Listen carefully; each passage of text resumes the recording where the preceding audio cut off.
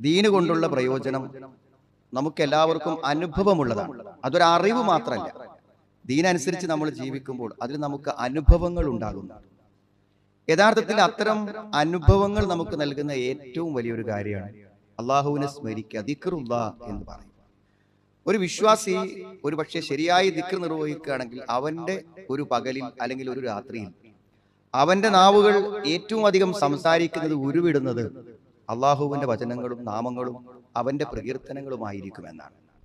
യഥാർത്ഥത്തിൽ പലപ്പോഴും അശ്രദ്ധമായി അള്ളാഹുവിനെ സ്മരിക്കേണ്ട പല സന്ദർഭങ്ങളിലും അള്ളാഹു നമ്മളോട് പറയാൻ വേണ്ടി ആവശ്യപ്പെട്ട പല കെലിമത്തുകളും പല ദിക്റുകളും രാവിലെയും വൈകുന്നേരവും ചൊല്ലേണ്ടത്, അതേപോലെ നമസ്കാര ശേഷം ചൊല്ലേണ്ടത്, ഒരു സദസ്സിലിരിക്കുമ്പോൾ ചൊല്ലേണ്ടത്, അങ്ങനെ ഒട്ടനവധി ദിക്റുകൾ നമുക്ക് പഠിപ്പിക്കപ്പെട്ടിട്ടുണ്ട്.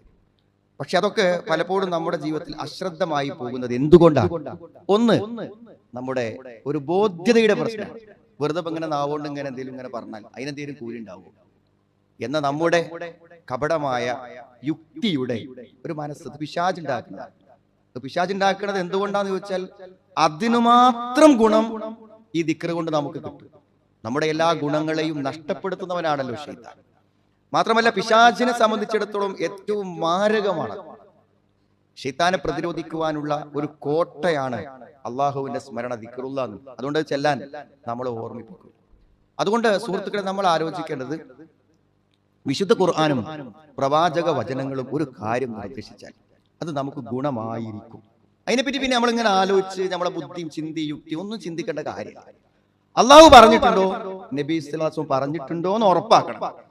അങ്ങനെ ഉറപ്പായ ഏതു കാര്യവും അത് ദീനാണ്, അത് മതമാണ് എന്ന് വിശ്വസിച്ച് ഉൾക്കൊള്ളുക എന്നുള്ളതാണ്. അത് ഉൾക്കൊള്ളുന്നവർക്ക് ഇത് ചെല്ലാൻ തോന്നുള്ളൂ, കാണാൻ പഠിച്ചൊന്നും കാര്യമില്ല. രണ്ടാമത്തൊരു കാര്യം ഇതിന്റെ പ്രയോജനമാണ്.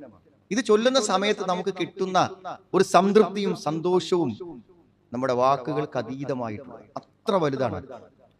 മൂന്നാമത്തൊരു കാര്യം എന്താ വെച്ചാൽ ഈ ദിക്റുകളെ കുറിച്ച് വന്നിട്ടുള്ള ഖുർആനിലും ഹദീസിലും പറഞ്ഞ കാര്യങ്ങളെ കുറിച്ചുള്ള അറിവാണ്. അതിങ്ങനെ ഓരോ ഹദീസും അതിനെ പറ്റിയുള്ള വചനങ്ങളൊക്കെ കേൾക്കുമ്പോൾ പടച്ചോനെ ഇത്രമാത്രം ശ്രേഷ്ഠമായ ഒരു പ്രവൃത്തിയാണോ എന്ന അറിവിൽ നിന്നാണ് അത് ചൊല്ലാൻ നമുക്ക് തോന്നുന്നത്. അതുകൊണ്ട് ബോധ്യതയുള്ള പല പണ്ഡിതന്മാരുടെയും ജീവിതം നമ്മൾ പരിശോധിക്കുമ്പോൾ അവിടെ ചുണ്ടുകൾ എപ്പോഴും ഇങ്ങനെ ദിക്റുകൾ ചൊല്ലിക്കൊണ്ടിരിക്കും, അവിടെ കൈവിരലുകൾ എപ്പോഴും അതിന്റെ എണ്ണം പിടിച്ചുകൊണ്ടിരിക്കും. അത് അവർക്കുള്ള ബോധ്യം കൊണ്ടാണ്, അവരുടെ അറിവ് കൊണ്ടാണ്. അപ്പൊ ഈ അറിവും അതേപോലെ തന്നെ ഈ ദിക്റുകൾ ചൊല്ലുമ്പോൾ ഉണ്ടാകുന്ന നമ്മുടെ അനുഭവവും മതപരമായ കാര്യങ്ങളിലുള്ള വിശ്വാസവും ബോധ്യതയും ഈമാനുമാണ് നമ്മളെ ദിക്റിന് വേണ്ടി പ്രേരിപ്പിക്കുന്നതാണ്. ലോകത്തെ പണ്ഡിതന്മാരിൽ ഏറ്റവും മഹാന്മാരായ പണ്ഡിതന്മാരുടെ കൂട്ടത്തിൽപ്പെട്ട ആളാണ്. ഒരു കാലഘട്ടത്തിന്റെ വൈജ്ഞാനികമായ മുന്നേറ്റത്തെ തിരിച്ചുവിട്ട ഒരു മഹാപണ്ഡിതനാണ് ശൈഖുൽ ഇസ്ലാം ഇബ്നു തൈമിയ്യ. അദ്ദേഹത്തിന്റെ മുഴുവൻ അറിവുകളെയും സ്വായത്തമാക്കി ജീവിതത്തിന്റെ ഓരോ രംഗങ്ങളിലും നമുക്ക് മാർഗനിർദ്ദേശങ്ങൾ പ്രമാണാടിസ്ഥാനം നൽകുന്ന അദ്ദേഹത്തിന്റെ ഏറ്റവും പ്രധാന ശിഷ്യനാണ് മഹാനായ ഇബ്നു ഖയ്യിം റഹിമഹുല്ലാഹ്. അദ്ദേഹം തന്റെ ഗുരുവിൽ നിന്നുള്ള അറിവും അനുഭവവും വെച്ചുകൊണ്ട് അദ്ദേഹം പറയുന്നുണ്ട്,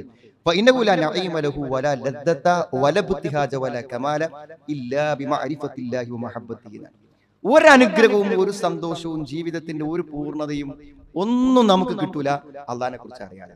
അള്ളാഹിനെ കുറിച്ചുള്ള അറിവാണ് നമ്മുടെ ദീനിനെ, നമ്മുടെ വിശ്വാസത്തെ, നമ്മുടെ ജീവിതത്തെ പൂർണ്ണമാക്കുന്നതും സന്തോഷമാക്കുന്നതും. അള്ളാഹുവിനെ സ്മരിച്ചുകൊണ്ടുള്ള ആ ഒരു മനസ്സമാധാനം, അതേപോലെ തന്നെ അള്ളാഹുവിലേക്കുള്ള നമ്മുടെ കണ്ടുമുട്ടുമെന്നുള്ള ആ ആഗ്രഹം, താല്പര്യം, ഇതൊക്കെ മനസ്സിൽ നിറയുമ്പോഴാണ് ഒരു മനുഷ്യന് സന്തോഷം ഉണ്ടാകുന്നത്. എന്നിട്ട് ആ മഹാപണ്ഡിതന്മാർ പറയുന്ന വാക്ക് നമ്മൾ ആലോചിക്കണം. അദ്ദേഹം ശൈഖുൽ ഇസ്ലാം ഇബ്നു തൈമിയ്യയുടെ വാക്കിനെ ഉദ്ധരിച്ചുകൊണ്ട് പറയാണ്, ഇന്ന ഫിദ്ദുനിയാ ജന്ന, ഈ ദുനിയാവിൽ ഒരു സ്വർഗമുണ്ട്. സ്വർഗം എന്ന് പറഞ്ഞാൽ എത്ര ഉദാത്തമായതും ഉന്നതവുമായ സ്വർഗം എന്ന് പറഞ്ഞാൽ ജീവിത സുഖങ്ങളുടെ പൂർണ്ണതയല്ലേ സ്വർഗം എന്ന് പറഞ്ഞാൽ. ആ സുഖം ഒരാൾക്ക് ദുനിയാവെന്ന് അനുഭവിക്കാൻ സാധിക്കുമെങ്കിൽ അത് എന്തുകൊണ്ടാണ് കിട്ടുക എന്നറിയോ? അത് ഈ ദിക്ർ കൊണ്ടാണ് കിട്ടുക. ശരിയായി അള്ളാഹുവിനെ സ്മരിക്കുന്ന ആളുടെ മനസ്സ്. ഇപ്പൊ ഇന്നത്തെ ഒരു പുതിയ സാഹചര്യത്തിൽ മാനസികമായ അസ്വാസ്ഥ്യങ്ങളുടെ അളവ് കൂടിക്കൊണ്ടിരിക്കുകയാണ്. ധാരാളം ആളുകൾ ഈ മാനസിക പിരിമുറുക്കങ്ങളെ കുറിച്ചും പറഞ്ഞുകൊണ്ടിരിക്കുകയാണ്. വെറുതെ മെഡിക്കൽ ഷോപ്പിൽ നിന്ന് ഗുളിക വാങ്ങിയിട്ട് ഇങ്ങനെ ചെറിയ ടെൻഷൻ കഴിക്കുന്ന ആൾക്കാരുണ്ട്. ഒരു പ്രിസ്ക്രിപ്ഷനും ഇല്ല, ഒരു ഡോക്ടർ നിർദ്ദേശമില്ലാതെ വെറുതെ ഇങ്ങനെ കഴിക്കുന്ന ആൾക്കാരുണ്ട്. എത്രയോ ആളുകൾ ആലോചിച്ച് നോക്കും നിങ്ങൾ, എത്ര അപകടകരമാണ് നമ്മുടെ സാഹചര്യം. ചെറിയ കുഞ്ഞു മുതൽ വലിയ ആളുകൾ. അള്ളാഹു റസൂലും നമുക്ക് തരുന്ന ഒരു നിർദ്ദേശമാണ്, അള്ളാഹുവിനെ ഓർക്കുന്ന ഹൃദയങ്ങൾക്ക് അലാ ബിദിക്രില്ലാഹി തത്മഇന്നുൽ ഖുലൂബ്. എന്താ സുഹൃത്തുക്കളെ നമുക്ക് ഈ അസ്വസ്ഥതകൾ വരാൻ കാരണം? നമ്മൾ ചിന്തിക്കുന്നത് മുഴുവനും അസ്വസ്ഥമാക്കുന്ന കാര്യങ്ങളാണ്. ഏത്? ആഗ്രഹിച്ചിട്ട് നേടാൻ പറ്റാത്ത കാര്യങ്ങൾ. ആലോചിക്കാറില്ലേ? നമ്മൾ ആഗ്രഹിക്കേണ്ടി നമ്മൾ, പക്ഷെ നേടാൻ പറ്റണം. അതിനെപ്പറ്റി ചിന്തിക്കുക. കഴിഞ്ഞ കാലങ്ങളിൽ നമ്മൾക്ക് നഷ്ടപ്പെട്ടു പോയ വിലപ്പെട്ടത്, അത് ഉറ്റവരുടെ ജീവനാവാം, അല്ലെങ്കിൽ കരുതി വെച്ച സമ്പത്താവാം, അല്ലെങ്കിൽ ആരോഗ്യപരമായിട്ടുള്ള പ്രയാസങ്ങളാവാം. അതിനെപ്പറ്റി നമ്മൾ ഇങ്ങനെ ആലോചിക്കുകയാണ്. അപ്പൊ നമ്മൾ ആലോചിക്കേണ്ടത് എന്തിനെ കുറിച്ചാണ്? നമ്മുടെ എല്ലാ പ്രശ്നങ്ങൾക്കും പരിഹാരം ഉണ്ടാക്കുന്ന അനേകം നാമഗുണ വിശേഷണങ്ങളുടെ ഉടമയായിട്ടുള്ള അള്ളാഹുവിനെ കുറിച്ച് ഓർത്താൽ ഒന്നാമത്തെ കാര്യം ഈ ചിന്തകളൊക്കെ മാറും. രണ്ടാമത്തത്, നമുക്ക് പ്രതികൂലമാകുന്ന എല്ലാ ചിന്തകൾക്കുമുള്ള പരിഹാരമാണ് അള്ളാഹു. അള്ളാഹിനെ കുറിച്ച് ഓർക്കും ചിന്തിക്കും ചെയ്യുമ്പോൾ നമ്മുടെ മനസ്സ് എങ്ങനെ സമാധാനപ്പെടാതിരിക്കും? മനസ്സിന് പ്രതികൂലമായത് ചിന്തിക്കാതിരുന്നാൽ തന്നെ മനസ്സമാധാനം കിട്ടും. നമുക്ക് ഇടങ്ങേറുണ്ടാകുന്ന കാര്യം ചിന്തിക്കാതെ മനസ്സമാധാനം കിട്ടുന്നു. അങ്ങനെ കിട്ടുമെങ്കിൽ അള്ളാഹുവിന്റെ സ്മരണകളും കൂടെ ആവുമ്പോൾ സമാധാനം കിട്ടുന്നുള്ള കാര്യത്തിൽ എന്താണ് സംശയമുള്ളത്? ഇന്ന ഫി ദുനിയാ ജന്ന, ശൈഖുൽ ഇസ്ലാം പറഞ്ഞു, ദുനിയാവിൽ ഒരു സ്വർഗ്ഗമുണ്ട്. മല്ലം യദ്ഖുലുഹ, ആ സ്വർഗ്ഗത്തിൽ ഒരാൾ കേറിയിട്ടില്ലെങ്കിൽ ലം യദ്ഖുൽ ജന്നത്തൽ ആഖിറ, പരലോകത്തെ സ്വർഗ്ഗത്തിൽ കേറൂല എന്നാണ്. എന്താ സുഹൃത്തുക്കളെ അർത്ഥം? ഈ സ്വർഗ്ഗം ഏതാ? അള്ളാഹുവിന്റെ സ്മരണ കൊണ്ടും ദീന് കൊണ്ടും കിട്ടുന്ന ഒരു മനസ്സമാധാനം. ആ മനസ്സമാധാനം സ്വർഗ്ഗ തുല്യമാണ്. അതിവിടുന്ന് എനിക്കും നിങ്ങൾക്കും മനസ്സുകൊണ്ട് അനുഭവിക്കാൻ പറ്റുന്നുണ്ടെങ്കിൽ സ്വർഗ്ഗം നമുക്ക് പ്രതീക്ഷിക്കാന്നാണ് ഈ മഹാപണ്ഡിതന്മാർ നമുക്ക് പറഞ്ഞത്. അതുകൊണ്ട് സുഹൃത്തുക്കളെ, നമ്മൾ ഇതൊക്കെ ഒരു ശീലമാക്കാൻ ശ്രമിക്കണം. ഖുർആനിലും ഹദീസിന്റെയും തെളിവുകൾ കേൾക്കാനിട്ടാണെങ്കിൽ നമ്മൾ കേൾക്കുക. സൂറത്ത് അഹ്സാബ് 41 അല്ലാഹു പറഞ്ഞു, യാ അയ്യുഹല്ലദീന ആമനു ദ്കുറുല്ലാഹ ദിക്റൻ കതീറ, ഈ സത്യവിശ്വാസികളെ നിങ്ങൾ അല്ലാഹുവിനെ സ്മരിക്കണം. എങ്ങനെ? ദിക്റൻ കതീറ. ദിക്റിനെ കുറിച്ച് പറഞ്ഞപ്പോൾ ധാരാളം സ്മരിക്കണം, ധാരാളം സ്മരിക്കണം. അള്ളാഹുവിനെ സ്മരിക്കേണ്ട വചനങ്ങൾ കാണാതെ പഠിച്ചിട്ട് അതിന്റെ സമയവും സന്ദർഭമൊക്കെ നോക്കിയിട്ട് നമ്മൾ ചെല്ലണം എന്നാണ്.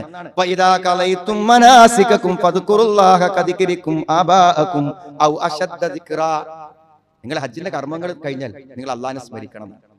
ജുമാ കഴിഞ്ഞാൽ നിങ്ങൾ ധാരാളമായി അള്ളാഹുവിനെ സ്മരിക്കണം എന്നാണ്.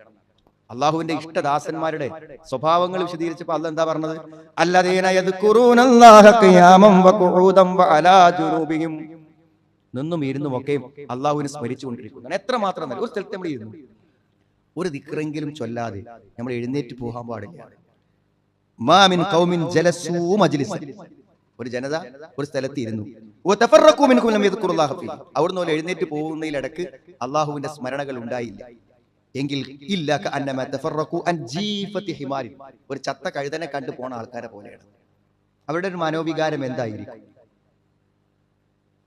എത്ര എത്ര നല്ലൊരു ഉദാഹരണമാണ് പറഞ്ഞത് ആലോചിച്ചു നിങ്ങൾ. അത്രയും സമയം അള്ളാഹുവിനെ ഓർക്കാതെ ഇരുന്ന് സമയം നീക്കിയതിൽ അവർ പരലോകത്ത് ഖേദിക്കാതിരിക്കൂല. അവർക്ക് സങ്കടം തോന്നുന്നതാണ്. നാളെ പരലോകത്ത് ചെല്ലുമ്പോൾ ആ സമയം നഷ്ടപ്പെടുത്തിയാൽ അവർക്ക് സങ്കടം തോന്നിപ്പോകുന്നതാണ്. ഏറ്റവും നല്ല പ്രവർത്തനം ഞങ്ങൾക്ക് പറഞ്ഞു, ഏറ്റവും നല്ല പ്രവർത്തനം നിങ്ങളുടെ നാഥന്റെ അടുക്കൽ നിങ്ങൾക്ക് ഏറ്റവും പരിശുദ്ധമായ കർമ്മം, നിങ്ങളുടെ പദവികൾ നിങ്ങൾക്ക് ഏറ്റവും ഉയർത്തിത്തരുന്ന കർമ്മം, വെള്ളിയും സ്വർണവും ദാനം ചെയ്യുന്നതിനേക്കാളും നിങ്ങൾക്ക് ഉപകാരപ്പെടുന്ന കാര്യം,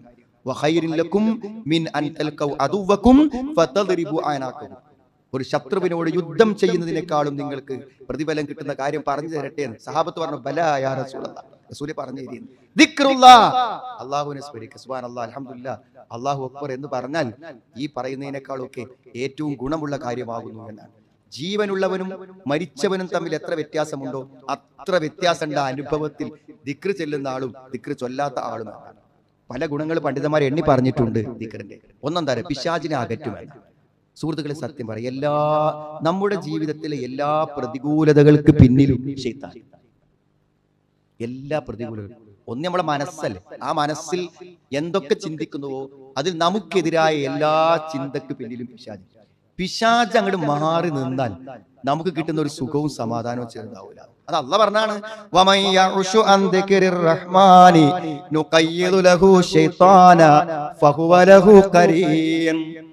അള്ളാഹുവിന്റെ സ്മരണ വിട്ട് ജീവിക്കുന്ന ആളുണ്ട്, അവൻ അള്ളാഹ് ഒരു ശൈത്താനെ കൂട്ടുകാരനായി ഏർപ്പെടുത്തി കൊടുക്കുന്നു. എല്ലാ കാര്യത്തിലും ആ പിശാചാണ് പിന്നെ അവനെ നയിക്കുക. അവന്റെ ജീവിതം ദുരിതങ്ങളിലേക്കും ദുരന്തങ്ങളിലേക്കും പോയിക്കൊണ്ടിരിക്കുമെന്നാണ്. ഇന്നല്ലദീന തഖൗ ഇദാ മസ്സഹും ത്വായിഫും മിനശ് ശൈത്താൻ തദക്കറൂ ഫഇദാ ഹും മുബ്സിറൂൻ. ആർക്കെങ്കിലും അങ്ങനെ പിശാച് അവനെ വഴിതെറ്റിക്കുന്ന എന്തെങ്കിലും ചിന്തകൾ വന്നു കഴിഞ്ഞാൽ, എന്തെങ്കിലും തെറ്റായ കാര്യം ചെയ്തു കഴിഞ്ഞാൽ ഉടനെ ഓർമ്മ വരുന്നതാണ്. അള്ളാഹുവിന്റെ ദിക്റിലേക്ക് അവൻ മടങ്ങും. അപ്പോൾ അവർ ഉൾക്കാഴ്ചയുള്ളവരാകും എന്നാണ് ഒന്ന്. രണ്ടാമത്തെ കാര്യം സുഹൃത്തുക്കളെ, സുരക്ഷയാണ്. നമുക്ക് ഏറ്റവും വലിയൊരു പ്രൊട്ടക്ഷൻ ആണ് എന്തെന്ന് പറഞ്ഞാൽ അറിയുന്നത്, നമുക്ക് ഈ ദിക്ർ ചെല്ലുക എന്ന് പറഞ്ഞാൽ. നബി സ്വല്ലല്ലാഹു അലൈഹി വസല്ലം വളരെ മനോഹരമായ ഒരു ഉപമയിലൂടെ അത് പറഞ്ഞു തന്നു. വആമുറുക്കും അൻ തദ്കുറുല്ലാഹ്, അള്ളാഹുവിനെ ദിക്ർ ചെല്ലാൻ ഞാൻ നിങ്ങളോട് കൽപ്പിക്കുന്നു. ഒരു മനുഷ്യന്റെ പിന്നാലെ അവനെ ഓടിച്ചു പിടിക്കാൻ വേണ്ടി ശത്രു അവന്റെ കൂടെ വന്നു. ഇവൻ മുന്നിൽ ഓടുന്നു, ശത്രു പിറകെ ഓടുന്നു. അങ്ങനെ ഓടി ഓടി അവസാനം എന്ന് വെച്ചാൽ അവന് കേറി സുരക്ഷിതത്വം നേടാവുന്ന ഒരു കോട്ടയിൽ അവനെത്തി. അങ്ങനെ ആ കോട്ടയിൽ നിന്ന് അവൻ അഭയം തേടി. അപ്രകാരമാണ് ഒരു അടിമ.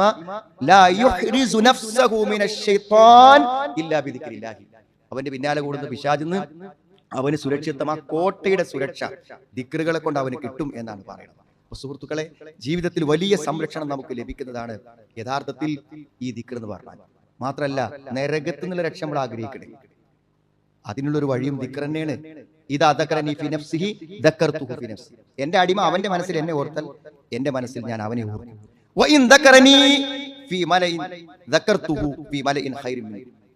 അവൻ എന്നെ കുറിച്ച് ഒരു ജനതയിൽ പറഞ്ഞാൽ ഞാൻ എന്ത് ചെയ്യും, അവനെ ഏറ്റവും ഉത്തമമായ ആളുടെ കൂട്ടത്തിൽ അവനെ പറ്റി ഞാൻ പരാമർശിക്കുന്നതാണ്. മാത്രല്ല,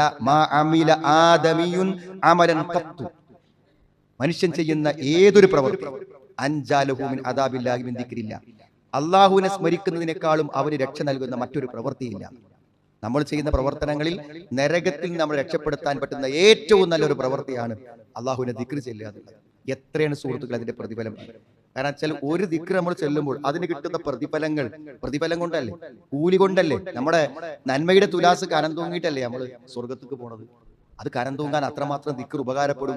മൻ ഖാല ലാ ഇലാഹ ഇല്ലല്ലാഹു വഹ്ദഹു ലാ ശരീക ലഹു ലഹുൽ മുൽക്കു വലഹുൽ ഹംദു വഹുവ അലാ കുല്ലി ഷൈഇൻ ഖദീർ ഫി യൗമിൻ 100 മറ. 100 വട്ടം ചെല്ലേണ്ട കുറച്ച് ദിക്റുകളുണ്ട്, ആ കൂട്ടത്തിൽപ്പെട്ടതാണ് ഇത്. ഞാനിപ്പോ ഈ പറഞ്ഞ സംഗതി ഈ ദിക്ർ കാണാതെ അറിയാത്ത ഒരാളും എന്റെ ഈ ശബ്ദം കേൾക്കുന്നുണ്ടാവില്ല. ലാ ഇലാഹ ഇല്ലല്ലാഹു വഹ്ദഹു ലാ ശരീക ലഹുൽ മുൽക്കു വലഹുൽ ഹംദു വഹുവ അലാ കുല്ലി ഷൈഇൻ ഖദീർ. അത് 100 പ്രാവശ്യം ഒരു പകൽ പറയാൻ, അല്ലെങ്കിൽ രാത്രിയും വൈകുന്നേരവും പറയാൻ എന്താ സഹോദരൻ നമുക്ക് തടസ്സം? അതിന് കൂലി കേട്ടോളി.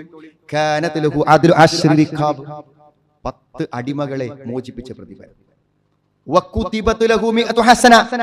100 നന്മ അവൻ ചെയ്തു, 100 നന്മ അവന്റെ പേരിൽ രേഖപ്പെടുത്തപ്പെടും. നമ്മൾ ചെയ്ത 100 തെറ്റ് ആ സന്ദർഭത്തിൽ പൊറുക്കപ്പെട്ട് കഴിഞ്ഞു. അന്ന് വൈകുന്നേരം വരെ പിശാച് അവനെ ഉപദ്രവിക്കൂലാണ്.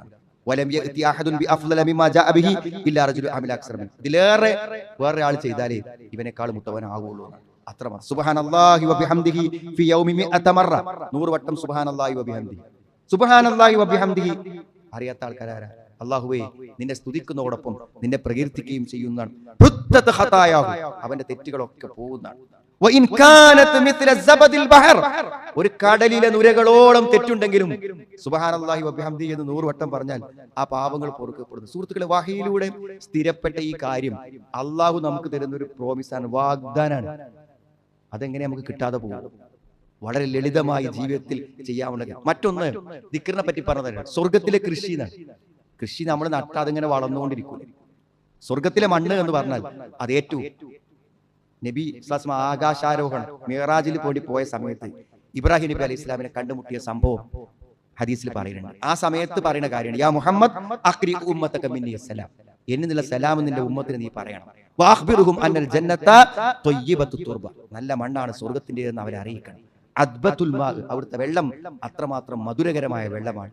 വഅന്നഹ ഖിആനു, ഏറ്റവും ഫലഭൂയിഷ്ടമായ ഒരു മണ്ണാണ് അവിടെയുള്ളത്. വഅന്ന ഗിറാസഹ, എന്താണ് ആ മണ്ണിൽ നടാൻ പറ്റുന്നത്? സുബ്ഹാനല്ലാഹ് വൽഹംദുലില്ലാഹ് വലാ ഇലാഹ ഇല്ലല്ലാഹു വല്ലാഹു അക്ബർ എന്നൊരാൾ പറഞ്ഞാൽ അതവന് സ്വർഗത്തിലെ കൃഷിയായി അവന് വളർന്നുകൊണ്ടിരിക്കും എന്നാണ് പറയുന്നത്. എത്രമാത്രം പ്രതിഫലങ്ങളെ കുറിച്ചാണ് സുഹൃത്തുക്കളെ ദിക്റിനെ കുറിച്ച് പറയുമ്പോൾ നമുക്ക് പറഞ്ഞു തരുന്നത്. ഇത് മാത്രമല്ല, ധാരാളം പണ്ഡിതന്മാർ ഈ കാര്യങ്ങൾ എണ്ണി പറഞ്ഞിട്ടുണ്ട്. നമ്മളതൊക്കെ ഒന്ന് അറിഞ്ഞോളന്നില്ല, അത് ചൊല്ലാൻ ഒരു സമയവും സന്ദർഭവും കാണിക്കാം. ഒരു എടങ്ങേറാണ്. രാവിലെ നമ്മൾ ഇറങ്ങുമ്പോൾ നമ്മൾ സുബഹിക്ക് നിസ്കരിച്ച് നല്ല ദിക്റൊക്കെ ചൊല്ലിയപ്പോൾ ഇറങ്ങും. എന്തെങ്കിലും ഒരു തിന്മ കണ്ണിൽ തടയുന്നതോടുകൂടെ ആ മനസ്സിന്റെ വെളിച്ചം കേടും. തെറ്റുകൾക്കുള്ള പ്രശ്നം. എന്തെങ്കിലും ഒരു മനസാക്ഷിക്ക് നിരക്കാത്ത ഒരു തെറ്റ് നമ്മൾ ചെയ്താൽ മനസ്സിനൊരു വെളിച്ചുണ്ട്, ആ വെളിച്ചം കേൾക്കും. പിന്നെ നമ്മളൊരു മൂഡ് ഓഫിലേക്കാണ്, ഒരു ഇടങ്ങേറിലേക്കാണ് പിന്നെ നിൽക്കുന്നുണ്ടായിരിക്കാൻ. ഇതേപോലെയാണ് എന്തറിയോ, നമ്മുടെ മനസ്സിലുള്ള ആ വെളിച്ചം ഇങ്ങനെ വർദ്ധിച്ച് വർദ്ധിച്ച് വർദ്ധിച്ച് വർദ്ധിച്ച് അതിന്റെ ദീപ്തി കൂടി കൂടി വരുന്നതാണ്. ഇപ്പോ അള്ളാഹുവിന്റെ സ്മരണകൾ ദിക്റുകൾ ഉണ്ടാകുമ്പോൾ അത് കൂടി കൂടി വരും.